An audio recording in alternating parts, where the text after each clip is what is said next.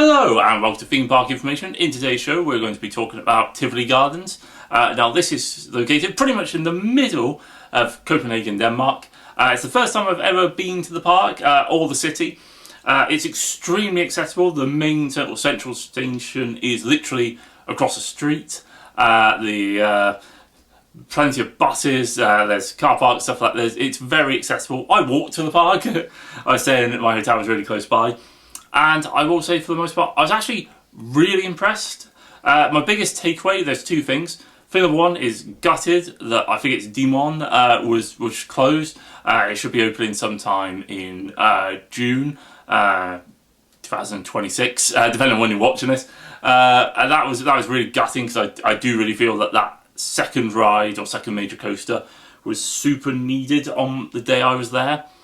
But the other thing which really stood out was I don't think I've ever been to a park as clean, as tidy, and as well presented as Tivoli Gardens. I didn't see a single bit of rubbish all day. I didn't see anything damaged or broken or anything which didn't look awful. It was such a picturesque and lovely park. I appreciate the gardens bit. It does do a lot of heavy lifting there. And it was just really nice. There's a lot of sort of art and bits and pieces. It's just Denmark being a bit of a strange country, but a good vibe. Nice to see. They do have a couple of coasters. Obviously, the aforementioned B&M coaster, which was closed, but looked really good. They were doing improvements to it, which is nice to see.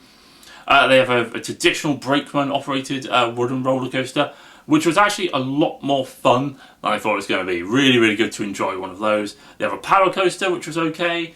They have quite a few decent flat rides. I think I managed to go on pretty much all of them. Nothing absolutely crazy, in all truth. Nothing madly scary or anything. But for the most part, they just had a really nice selection of attractions.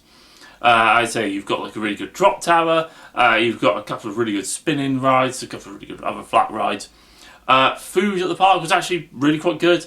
I actually had a pizza, and it was a massive pizza, which was really good. Sadly, as well, on the talking of sort of pizza and stuff like that, it was pretty quiet in there, so I don't know if potentially there are better food places. They had a couple of fast food places, and then they had quite a few other. The whole perimeter of one side is literally ringed with food places, so there's loads of options for you.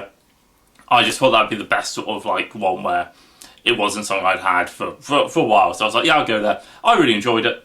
It wasn't super expensive or anything, so good time. Some parts of this park are extremely picturesque and nice to go through.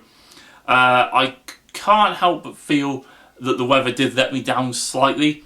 It was one of those sort of really weird days where it actually, I think, managed to drop to like 6-7 degrees, something like that. So it actually became pretty chilly, or unexpectedly chilly when I was there. Not that it was too bad, but it was just a bit like didn't think it'd be quite that cold today. Price, so to get into the park is 150 Danish kroner, which does work if you're just going there to take pictures, or you're just going there for a look at the gardens, or you want to go there to get a bite to eat, or as I say, if maybe you want to go on just one or two attractions. There was a wristband which was 299 Danish kroner, and in fairness, I actually booked to get in online and then realised I needed a separate ticket. Just obviously I was trying to get it sorted in my hotel room the day before, just misread it. These things happen, not the end of the world. So, and I'd say it was really easy to sort out. English, very widely spoken at the park, which is really helpful, just in case you are wondering. And in fairness, I'd say this park is very easy to get around. It's not the biggest park in the world, but it is very nice to be there. I can't help but feel that they're at a strange sort of position at the minute, where they've probably developed the areas of the park they are able to develop. But future development could be pretty difficult, depending on like what sort of like legislation, what sort of like rules and stuff like that it is for the remaining sort of like gardens sections. Because as I can't help but feel that it's a park which could really benefit from having a couple more rides, or maybe one big major coaster. But the problem is where they would be allowed to put it, what they'd be allowed to take out would be really interesting to know. I don't know if there's potentially someone who's more local who happens to see this video who can let us know in the comments. That'd be brilliant, really helpful. I say I don't really actually have any sort of real negatives to really complain about, which is quite strange. I say I do think maybe it's a touch expensive-ish. Obviously, I was a bit gutted that one of their major coasters was closed because it did mean that my day kind of felt a bit empty. I was a bit wanting a bit more, but I did very much enjoy like the rides I went on when I was there, and I didn't feel like I was completely ripped off. I just feel that it would, if it had been open, I would have had a much more sort of full day because I would have probably gone on that a couple of times, probably been able to get a couple more pictures and videos of bits and pieces. I will say though, on the flip side of that, on the website, it does actually say when it's closed and when it's scheduled to be open, which is a great thing. Really appreciative of that.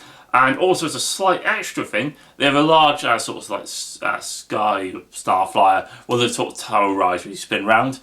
And in a really interesting twist, they actually did an announcement for that ride in English, just saying that you couldn't have anything in your pockets when you're going out there. Which, bear in mind, you're over an entire park and city at large. Makes sense. It's just a bit really interesting. Says something for the sort of like language and education of some of these places that they could just do it in English and everyone there understood. But anyway, it's a park I would absolutely recommend going to, especially if you're visiting the city anyway. There's a lot to do in the park, especially if everything's open. Not sure what development will happen to it in the future, but obviously that's something we'll just have to wait and see.